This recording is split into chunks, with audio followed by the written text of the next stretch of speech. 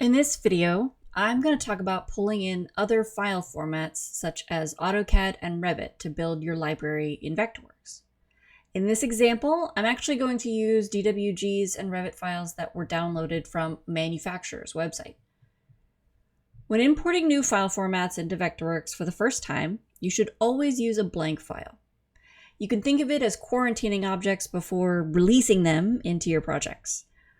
When you select a DWG, you get a dialog with options. There are several advanced options, but the defaults are usually appropriate, especially when importing blocks. So I'm just going to leave these as is and click OK. This file has given me a 2D plan drawing of a fan. You can see when I select it, it's a 2D symbol, and it doesn't have any data attached to it.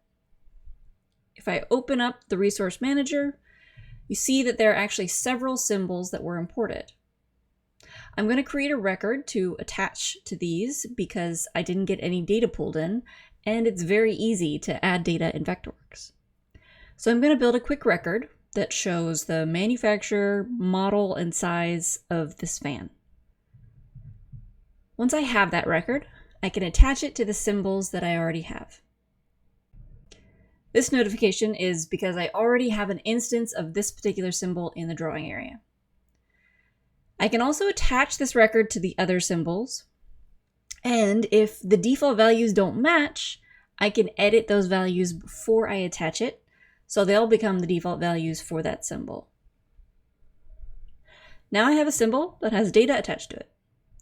This geometry is very basic, but when a block is more complex, it's important to clean it up a bit to optimize it for Vectorworks.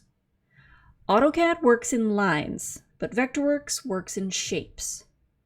When it comes to efficiency, the complexity of shapes is less important than the number of objects, and each AutoCAD line counts as an object. So when you have composed shapes instead of distinct lines, it makes everything more efficient in Vectorworks. It looks like 2 of the 3 lines did not connect when I tried to compose them, so I can align the ends and then compose them again. When you have shapes, you can also take advantage of fills. Fills can be solids, hatches, patterns, images, etc. Fills give you a lot more control, but with shapes and fills come stacking order.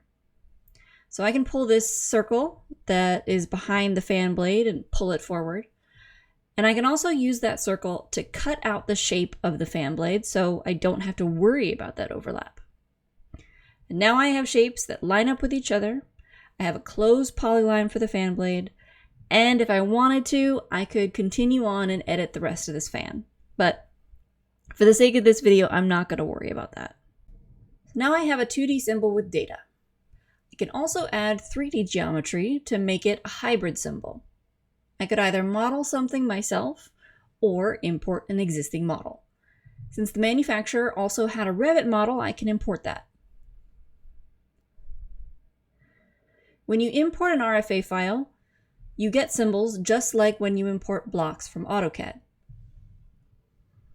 Since I already have a symbol with data and I only want the geometry, I'm going to explode this symbol.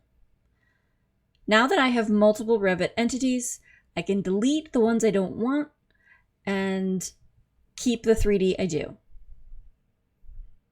I'm going to cut it out of the design layer and then go to edit the 3D component of my symbol and paste it in place.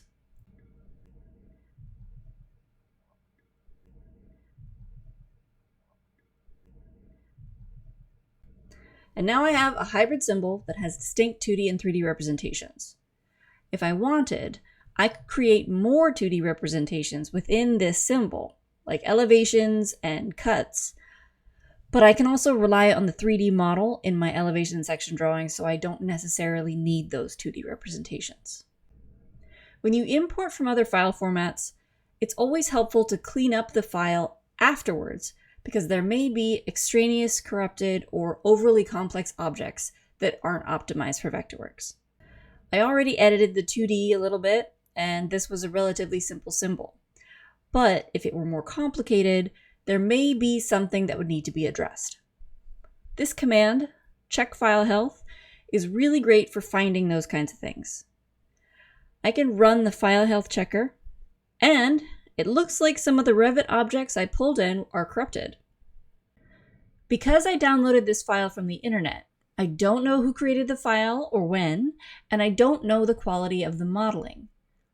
This is why it's good to import other file formats into a blank file and make use of these diagnostic tools.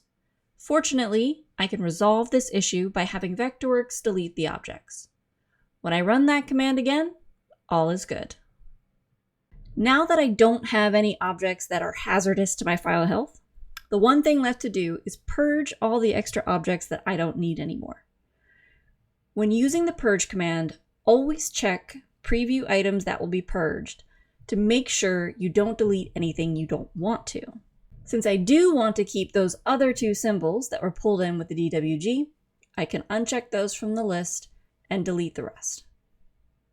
So this is a great way to pull in any existing libraries you may have from AutoCAD or Revit, or to pull in manufacturer models and drawings.